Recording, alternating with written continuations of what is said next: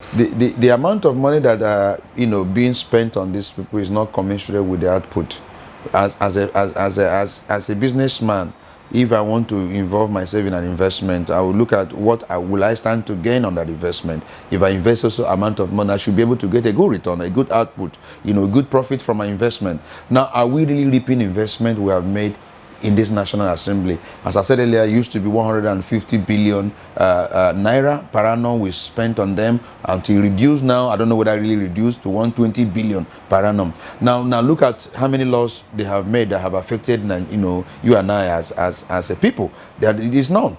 They are always eager to pass laws that concerns their own welfare, their own self, and all that in a jiffy, without wasting time. As soon as possible they pass it. But the laws that we deal with, things that concern their people, the people they are representing, they will not touch them. The PIB bill is still lying idle in the house. Lied idle how many times before this current dispensation, believing they will actually pass that particular law. But look at the law that has to do with amendment of CCB and CCT. It has already undergone through second reading in the Senate, whereas the PIB bill, I understand, it just first reading. So what does that speak about people who are representing you and I?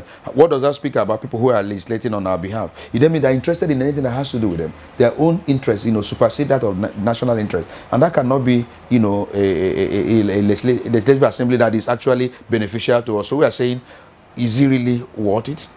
And I tell you, Shegu, a lot of people are asking this question. Go all over the country and ask people, do we really need to maintain the National Assembly? And they tell you that even if we want to maintain National Assembly because of issue that we're operating democracy, because democracy means three arms of government and all that, then we must maintain House of Representatives and no longer Senate, because the amount of money we are spending on all this is not something that we are not getting a return on investment. We are not getting enough return on investment. We are not seeing laws being made that will affect your life and my own life. We are not seeing house that is very sensitive about national eto, about national sanity.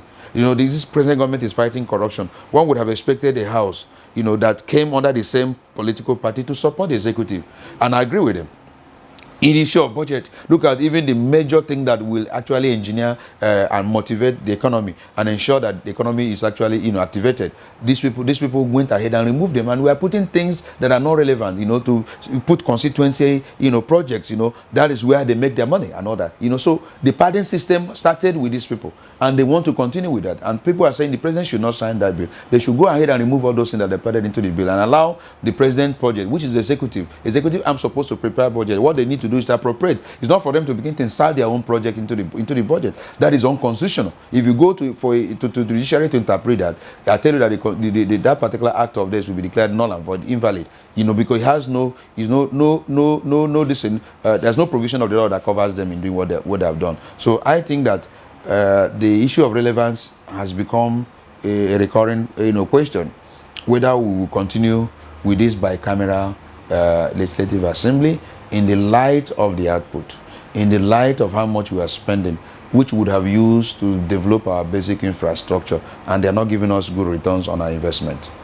If they succeed in bulldozing and intimidating the judge and making him to hands off from this case, and they probably bring somebody else that will be compliant, that will be a very sad page for Nigeria as a country, and it will be a sad history for even the judiciary.